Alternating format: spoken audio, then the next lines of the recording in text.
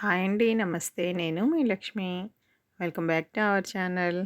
Friends, ఈరోజు మన వీడియోలో ఆయిస్టర్ మష్రూమ్‌ని ఎలా క్లీన్ చేసుకోవాలో చేసి చూపిస్తున్నానండి.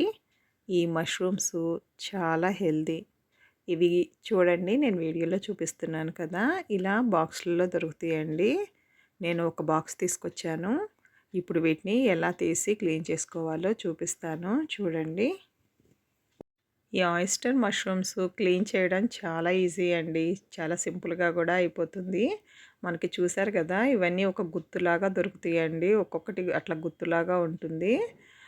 ఇవన్నీ తీసేసి బయట పెట్టుకొని, ఇవి ఇలా బంచ్‌లాగా ఉంటాయి కదండీ! అవన్నీ కూడా సెపరేట్ చేసుకోవాలి. మీకు కిందేమన్నా రూట్స్ ఉంటే గనక ఆ రూట్స్‌ని మాత్రం కట్ చేసేసుకోండి.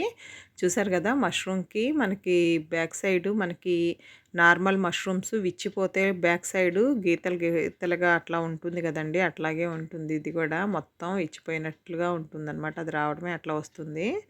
ఇయన్నిటిని కూడా ఇట్లా సన్నగా పీసుల్లా చేసుకోవాలి. నేను కొంచెం పెద్దగా చేస్తున్నాను కదండీ! వాటిని ఇంకా సన్నగా మిడిల్‌లోకి కూడా చేసుకోవచ్చండి. ఈ మష్రూమ్స్ అనేది కొంచెం ఎక్కువసేపు ఉడకబెట్టుకోవాలి. నార్మల్‌గా కొంచెం సేపు మనం నార్మల్ మష్రూమ్స్ ఉడకబెట్టినట్టు ఉడకబెడితే గనక ఇవి ఉడకవనమాట. మీకు కావాలంటే కుక్కర్‌లో కూడా వీటిని కుక్ చేసుకోవచ్చు. ఇప్పుడు ఇట్లా మొత్తం తీసేసుకున్నా కదండీ! ఇప్పుడు ఒక బౌల్‌లోకి వాటర్ తీసేసుకొని దీనిలోకి సాల్ట్ ఏసుకోవాలి.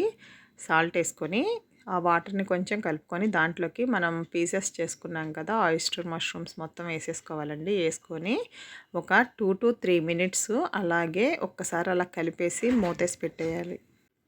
ఇప్పుడు 2-3 మినిట్స్ అయిపోయిందండి. ఇప్పుడు ఇయన్నిటిని తీసేసి మళ్ళా ఫ్రెష్ వాటర్ వేసి ఆ వాటర్‌లో ఇవన్నీ పడేసేసి మళ్ళా ఫ్రెష్ వాటర్‌లోకి ఇంకొకసారి కడుక్కోవాలండి. కడిగేసుకొని వీటిని ఒక ప్లేట్‌లోకి తీసేసుకోవాలి. మనం తీసుకునేటప్పుడే కొంచెం వాటర్ పిండేసి తీసుకుంటే సరిపోతుంది. మరీ బాగా పిండాల్సిన అవసరం లేదండి. అంతేనండి. ఆయిస్టర్ మష్రూమ్స్ క్లీనింగ్ చాలా ఈజీ. చాలా ఈజీగా ఉంటుంది. కర్రీ ఎలా తయారు చేయాలో రేపు వీడియోలో చూద్దాం.